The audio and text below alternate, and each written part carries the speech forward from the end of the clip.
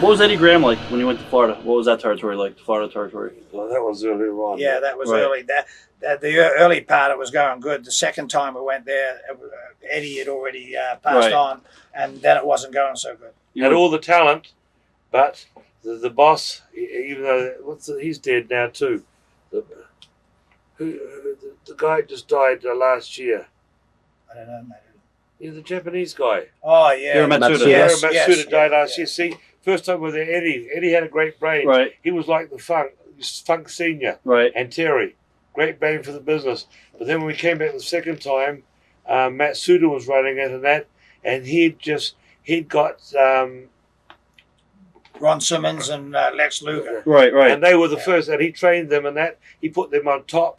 Then he put them on top straight away, straight with him on top of that. And you can imagine, he had all the talent in all the talent in the world there. Right. All the guys on the card who worked in WWF or WCW. Right. But they had those guys on top, and these guys would go. Oh.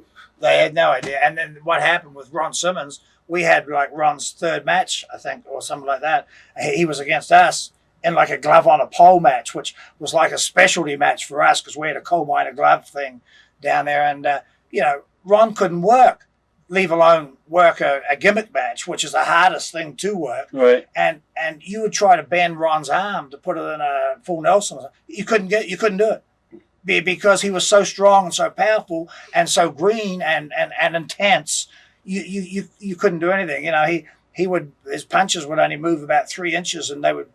I would go home and I feel like my ribs were all broken out. But great guy, I loved the guy to death, and he's obviously got better. Great athlete, right. But he was so intense. I could see, and we didn't understand much about your football then. Now I do, but he had just come off the Florida State thing, making records, and records has only just been broken. So, and then Lex Luger, they kept on straight from his first or second match. They kept not only putting them over whoever it was within 2 minutes, they would run another star out of the dressing room. He would stop him and pin him too, all within the first few matches of his life. So, they built him up pretty strong. strong. And without him knowing how to work. That's what I mean.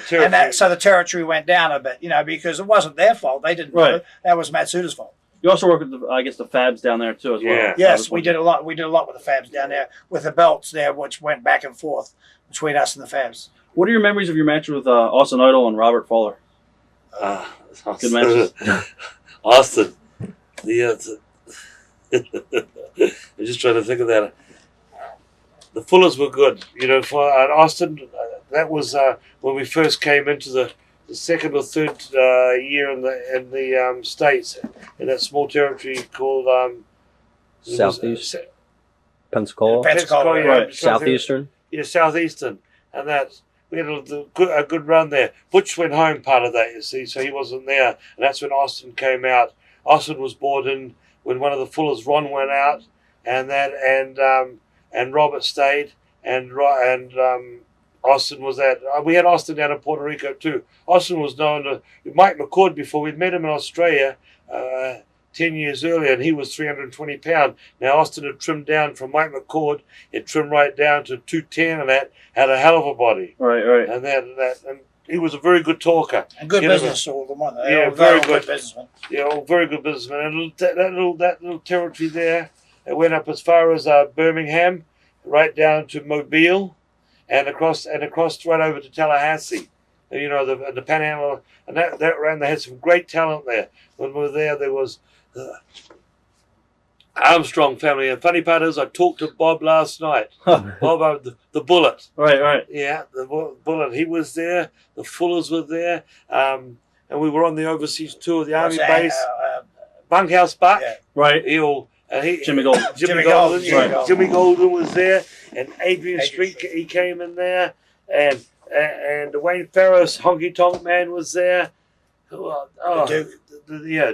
LeDuc. Right. So that place there, that was a little hotbed. Kept going, hotbed. That was they had it running, and then they moved. We left there on that, and and went elsewhere, and they all closed. They moved that territory up into Ron and Robert moved that territory up into Knoxville then, and they used to run. But I didn't realise then they ran that area for 5 years, then come back to the other area for 5 years. But they had a hotbed. They had good talent. What are your memories of working Mid-South and Bill Watts? Oh, that was great. We went into Mid-South after coming out of Puerto Rico, so it was a relief to come out of Puerto Rico. What was Bill Watts like? Bill Watts with us was good. By that time, we'd heard excuse me, we'd heard things about Bill Watts and how he was wild and how he was very strict on guys. But with us, he treated us real good. Money-wise, probably not as good as we would have liked. It was the only territory we ever walked out of after being there for about 9 months. But we had a big run with the Fantastics there. And funny thing is, they were about the first smaller guys who were smaller than us, who we worked with, and yet we worked so much with them and so good together, and they were so wild of matches that when people talk about us now, and if there's the sheep herder days, a lot of them always keep bringing up, oh God, you had some great matches with the Fantastics. So they remember those matches more than anything, and we still see both Bobby and Tommy around a lot. And Right. Superdome was the match they talk about all the time. The Crockett Cup. Crockett Cup and the Superdome with Bobby and What about your barbed wire match? You had the Oh, barbed wire cage match. well, Legendary. we had some. We had like 32 or something like that barbed wire matches in a row. Our heads and our bodies were just like cabbage.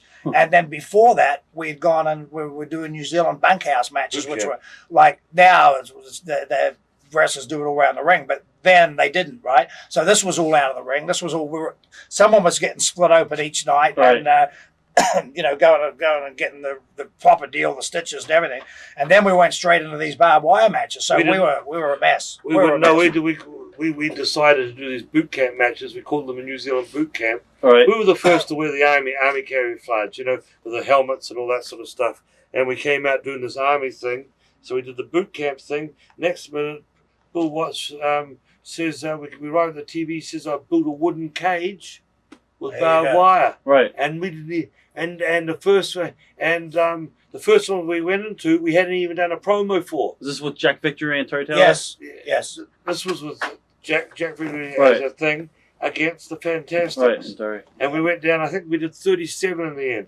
And that was the end. We found out, the money-wise, that's when we walked at the end of that. Well, we're still in those when we walked because we weren't happy what we're getting paid. Every night we were the last match. And at the time, there was a crew in there. Bill Watts had a hell of a crew, yeah. There was Sting, Steiner. Right. and they were just started. Warrior. Right. Well, All these they were Blade just, Runners. They were just started then. But the main guys was Jake the Snake, DiBiase. Jim Duggan, Williams. the road, Williams, DiBiase. The Dog had just Okay. left for New York, Right.